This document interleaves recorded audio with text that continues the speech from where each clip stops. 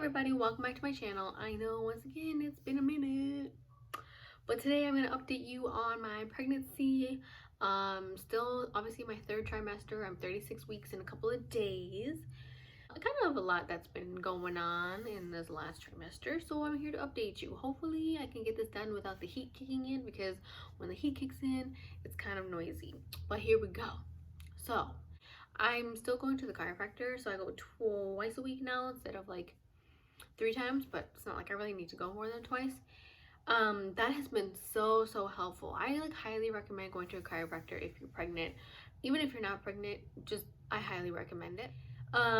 For a long time, like I remember I was having like the hip and the pelvic pain. Well then a while ago I was like, I didn't even notice it anymore. Like it wasn't even there. Like when I slept I was fine and everything, yada yada yada. But now that I'm getting bigger and you know we're closing in on the due date, things are starting to like, you know, do more stretching, like the pelvic area, the hips. They are just getting ready for a baby to come. So they're not painful like they used to be, but they are uncomfortable. So I'm kind of like in an uncomfortable stage when I sleep now. But it's not as bad as it was before. So there's that. What else is new? I do have really low blood pressure. I've always had low blood pressure, but I feel like right now I have really low blood pressure. So if I do too much, like overexert myself and then like somehow I like bend down and get back up, I'm not joking when I literally see like silver stars, but they're not in the shape of a star. They're more like in a shape of just like a little line. And so then I have to like sit down. But I don't, you know, obviously now that I'm like so far along, it's not like I'm really doing anything. I'm not running a marathon or anything. It's just like if I do too much in a day, like with just stuff around the house, or like say if I just bend down and come back up way too quick, then I start seeing stuff. So there's that. What else? Oh, guys, guess what? I got my Group B strep test, and for those of you who know what it is, yeah. Honestly, though, like, okay, here's my thing to pregnant women. Don't listen to other people.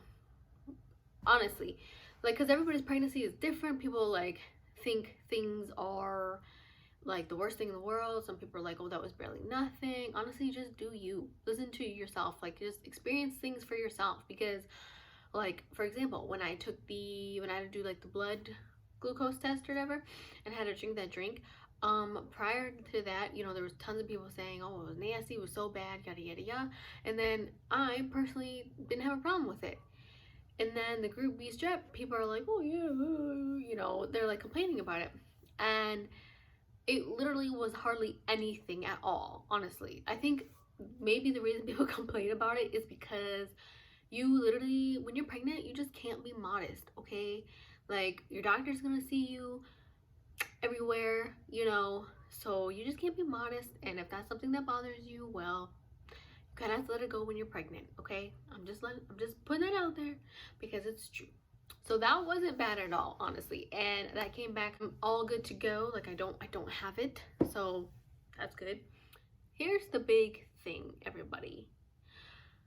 Well, actually, here's the couple big things. One, my skin did not get any stretch marks until I hit 34 weeks. So up until 34 weeks, I was stretch mark free, and now I do have some, which I'll show you in a little bit. But here's my theory on stretch marks and pregnancy. My theory is like, if before you're pregnant, if you bloat like a lot to where it almost looks like you're pregnant, I feel like you'll have better luck with being pregnant because your skin already like bloats out, so it's kind of already doing that stretching. And I just say that because like that was like before I got pregnant, like I bloat so bad. It's probably due to like foods that I eat, and I'm probably like, I don't know, probably have some kind of intolerance to certain foods, but like, am I gonna get that looked at? Nope. You know, whatever. So that's my theory. So I didn't have stretch marks until I got to 34 weeks. And yeah, then they just appeared. But I hear, once again, that also happens to people. Some people won't get stretch marks at all. Some people will get them like early. Some people will get them literally like the last 2 weeks or something. So everybody's different. I have been using stuff for my belly this entire time. Like, I've been keeping it moisturized. It's not like you can defeat stretch marks. It is genetics, and it's also, you know, it depends on your skin and all that other stuff. So let me just show you what my belly looks like right now. Honestly, the stretch marks aren't what bother me. It's kind of what my belly button looks like, but there's a big reason why my belly button looks like the way it does, and I will explain that right after I show you. So this is what my belly looks like.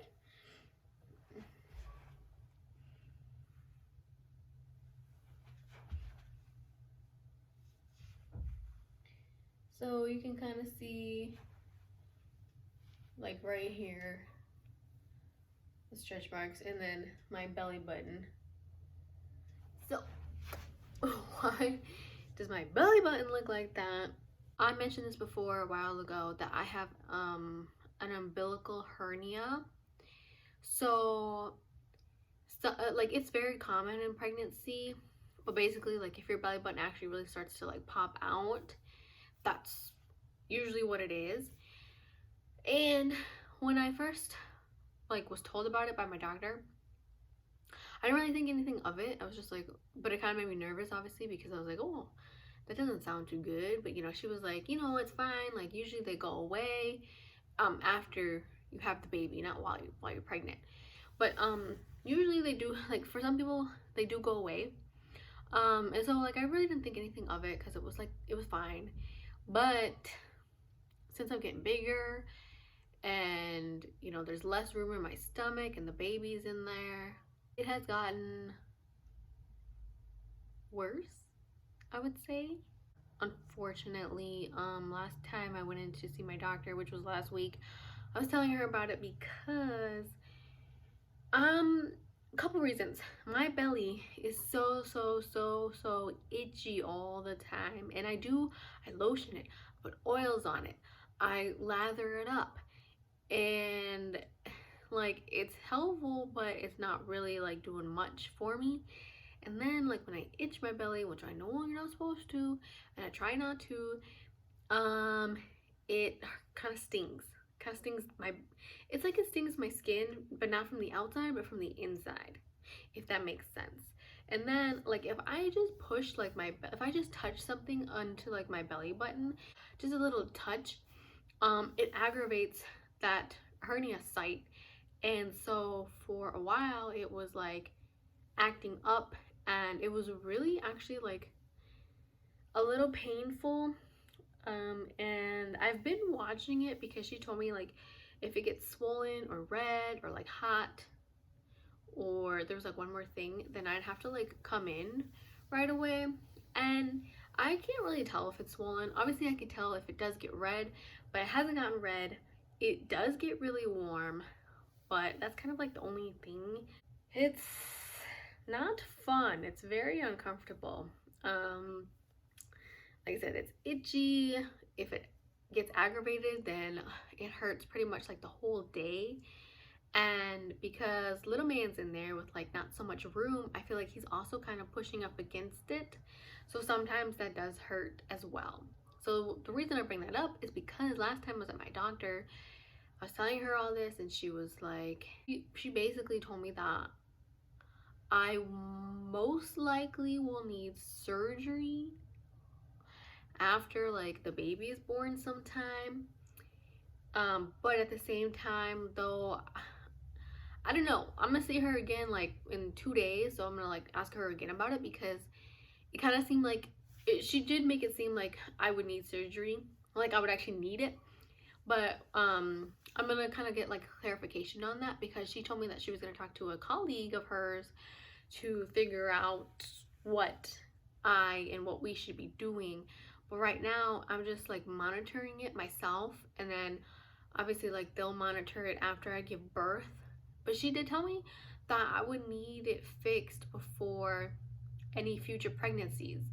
So I don't know if it's something that I really need surgery for. Like, you know, after baby's born and after I'm like kind of healed up, or if it's gonna go away, or if I do have to have surgery, like if I can get it later down the line, because I don't plan on getting pregnant anytime soon after this little man comes out. So I don't know. It is this kind of like a scary thought because I've never had surgery before, unless you count wisdom teeth, but I don't know if you count wisdom teeth as being surgery. Maybe, I don't know. But I never had like, you know, like big time surgery. So I don't know what the heck they would do with the umbilical hernia. So yes, I really don't know.